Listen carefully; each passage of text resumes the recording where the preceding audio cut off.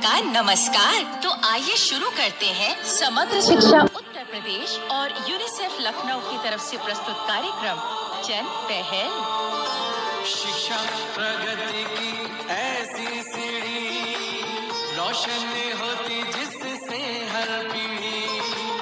आज माता पिता ने है ठानी विद्यालय प्रबंध समिति में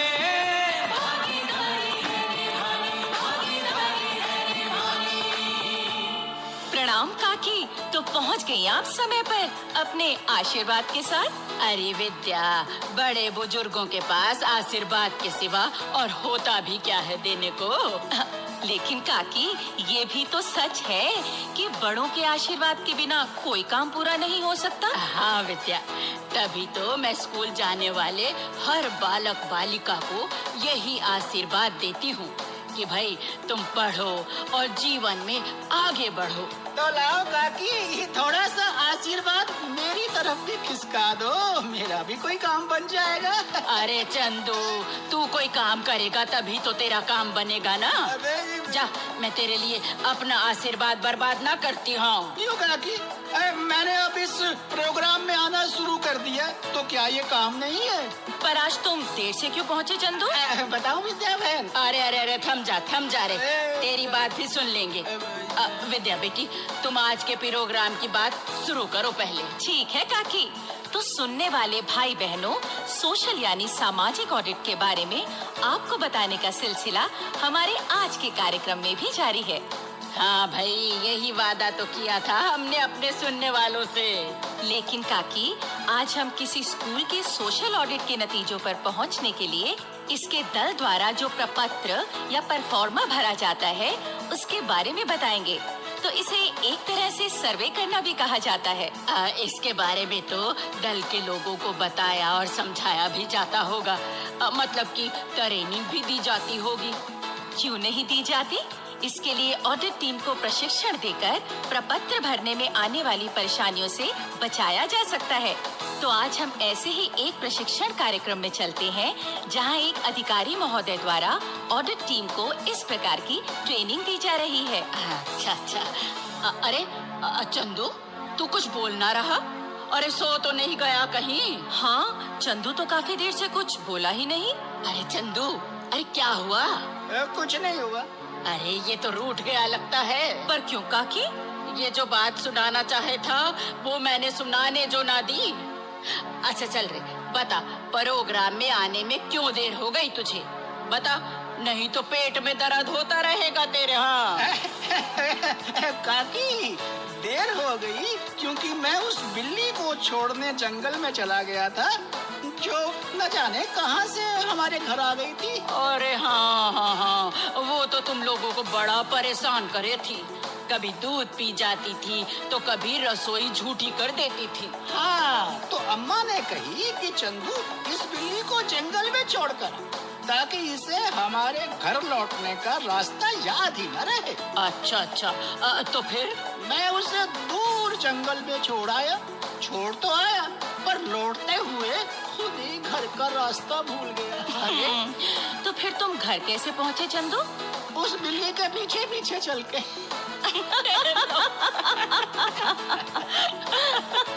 चलो जी, हो गया चंदू का पेट हल्का। अच्छा विद्या बेटा, अब तुम बात आगे बढ़ाओ।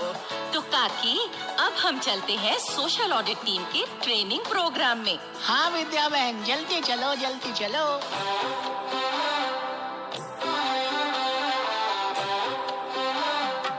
आप सभी का स्वागत है। ये जो ट्रेनिंग प्रोग्राम या कार्यशाला आप सोशल ऑडिट दल के लोगों के लिए आयोजित की गई है, उसमें आज हम सोशल ऑडिट में जो प्रपत्र या परफॉर्मा होता है उसे भरने के लिए आपकी समझदारी और कुशलता बढ़ाने की कोशिश करेंगे। मुझे तो लगता है जी, ये सोशल ऑडिट का सबसे जरूरी हिस्सा है। जी हाँ, ठीक कहा आपने। तो किसी सरकारी या परिषदीय विद्यालय में सोशल ऑडिट के लिए मुख्य रूप से 5 बातों का ब्यौरा या वर्णन प्रपत्र में लिखा जाता है, और ये सब जांच पड़ताल के बाद ही लिखा जाना चाहिए। ये 5 बातें कौन सी होती हैं जी? वही बताने जा रहा हूँ भाई साहब। अच्छा। देखिए, इसमें पहला होता है विद्यालय संबंधी ब्यौरा, दूसरा दोपहर के भोजन से संबंधित ब्यौरा, तीसरा जिसे कहा जाता है गुणवत्ता अधिगम संबंधी ब्यौरा। है? ये क्या बोले? समझ नहीं आई। हाँ, समझ नहीं। मैं जानता हूँ, ये कठिन शब्द है। जी हाँ, इसका सरल मतलब बताइए। नहीं तो ये शब्द हमारे सर से ही नहीं, इस कमरे की छत से भी ऊपर निकल जाएगा जी। बताता हूँ बहन, ये सब बताने समझाने के लिए ही तो ये कार्यशाला की जा रही है। तो गुणवत्ता अधिगम का मतलब है बच्चों के सीखने का स्तर, यानी पढ़ाई लिखाई के विषयों को समझने के लिए बच्चों की कुशलता और समझ कितनी है। मतलब ये हुआ कि स्कूल में बच्चों की पढ़ाई कैसी हो रही है, इस बात की जांच पड़ताल करना। जी हाँ, और इस बारे में आगे हम विस्तार से बात करेंगे। अच्छा जी, इस बारे में चौथी बात कौन सी हुई? चौथी बात है स्कूल में शारीरिक सजा और शिकायतों के निपटारे संबंधी ब्यौरा, और पांचवी बात जिसके लिए प्रपत्र में ब्यौरा लिखना है वो है विद्यालय प्रबंध समिति या एसएमसी। तो सबको ये 5 बातें समझ आ गई? अब इस बारे में कुछ पूछना है तो पूछ सकते हो। अभी तो समझ में आ गया लगता है जी। कुछ बाद में याद आ जाए तो बाद में भी पूछ सकते हैं ना? अरे क्यों नहीं, कभी भी पूछ सकते हैं। तो अब मैं प्रपत्र भरने की बात पर आता हूँ। देखिए, इसे आपने पूरी जांच पड़ताल के बाद सच्चाई और मेहनत से भरना है, क्योंकि इसमें आपके स्कूल के विकास और बच्चों की पढ़ाई में सुविधाएं देने की बात है। हाँ जी, ये बात तो दिमाग में रखनी होगी। तो अब ध्यान से सुनो बहन। तो पहला है विद्यालय संबंधी ब्यौरा। तो इसमें स्कूल के बारे में जानकारी देनी है, जैसे स्कूल का नाम, पता या किस क्षेत्र में स्थित है, स्कूल का प्रकार क्या है। ये प्रकार क्या हुआ जी? मतलब कि स्कूल प्राथमिक है या उच्च प्राथमिक है या किसी अन्य स्तर का है। इसके बाद हेडमास्टर साहब और एसएमसी के अध्यक्ष की जानकारी देनी है। अगर उनका कोई फोन नंबर है तो वो भी बता सकते हैं। इसमें एक और जरूरी बात भी है। वो कौन सी जी? वो ये सोशल ऑडिट टीम की जानकारी देते हुए ये बताना है कि इसके सदस्य किस वर्ग की नुमाइंदगी करते हैं।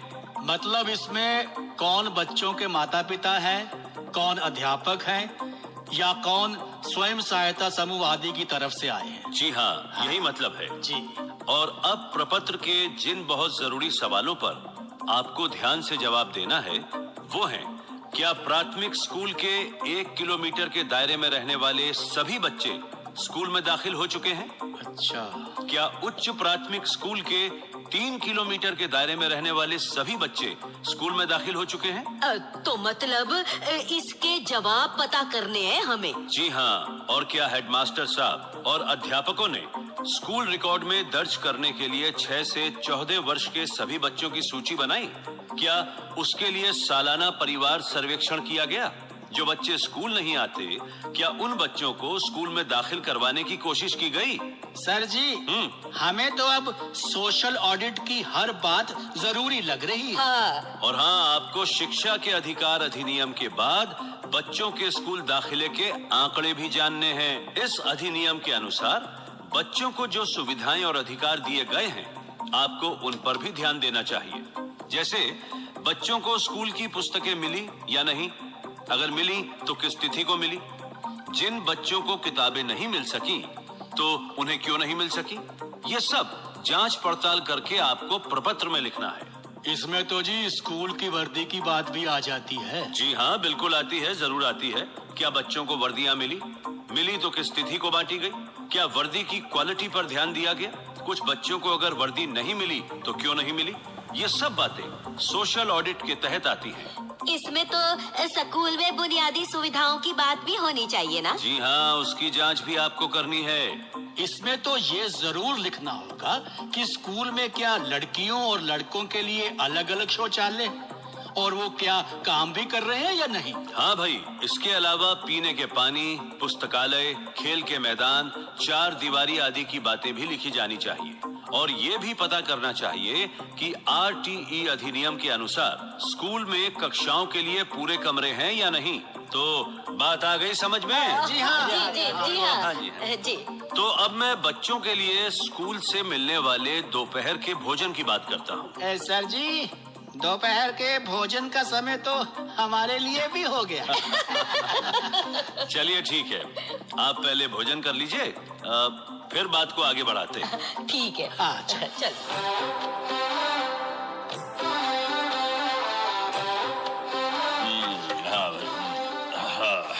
तो भाई आप सबने भोजन कर लिया?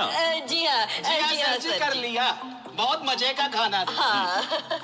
चलिए ठीक है, तो हमने बात शुरू की थी सोशल ऑडिट के प्रपत्र में दोपहर के भोजन के बारे में सही और सच्ची बातें लिखने की। जी हाँ सर, बताइए ना। देखिए, इसमें पहले तो ये देखना है कि बच्चों को भोजन कौन मुहैया करवाता है, जैसे ग्राम प्रधान या कोई समाज सेवी संस्था। भोजन स्कूल में पकाया जाता है या स्कूल के बाहर से लाया जाता है, ये भोजन किसके द्वारा पकाया जाता है आदि। इसका मतलब क्या हुआ जी? मतलब कि भोजन किसी गैर सरकारी संगठन, स्वयं सहायता समूह या किसी स्थानीय रसोइये द्वारा बनाया जाता है। और भोजन में परोसने के लिए जो चीजें सूची में रखी गई हैं, उनका ध्यान रखा गया है कि नहीं? जी हाँ, आपका मतलब भोजन में परोसे जाने के लिए जो चीजें तय की गई। जी हाँ, यही मतलब है। हाँ, देखिए, इस बात का भी ध्यान रखा जाना चाहिए। इसके अलावा क्या भोजन परोसने से पहले चखा जाता है? क्या भोजन ताजा और गर्मा गर्म होता है? पकाने और परोसने के लिए स्कूल में पूरे बर्तन हैं या नहीं? फिर तो ये भी पता करना चाहिए कि भोजन पकाने के लिए गैस सिलेंडर है या नहीं। हाँ भाई, ये भी जानना बहुत जरूरी है। इसके अलावा इस काम में पूरी स्वच्छता रखी जाती है या नहीं? क्या भोजन बांटने में बच्चों के साथ किसी तरह का भेदभाव तो नहीं किया जाता? तो ऐसी सब बातें आपको देखनी है और सच्ची बात प्रपत्र में लिखनी है। जी हाँ। तो आज बस इतना ही। कल आप कार्यशाला में समय पर पहुंच जाइए। हम इस विषय पर आगे बात करेंगे। ठीक है, ठीक है? ठीक है। बहुत बढ़िया। चलो भाई, चलो आओ। तो काकी कल मतलब अगले कार्यक्रम में हम भी चलेंगे एक बार फिर इस ट्रेनिंग प्रोग्राम यानी कार्यशाला में। हाँ हाँ, क्यों नहीं बिटिया। हाँ, सभी सुनने वाले भी हमारे साथ चलेंगे। हाँ, हम अगले प्रोग्राम में तो चलेंगे, लेकिन अभी इस प्रोग्राम में हम सुन लेते हैं एक लोकगीत। और ये लोकगीत मेरे मन को छूने वाला है। मतलब इसमें अपनी लाडो के अरमानों, लाडो के सपनों को पूरा करने की बात कही गई है। मंडप के बीच लाडो ने केस सुखाए, मंडप के बीच लाडो ने केस सुखाए।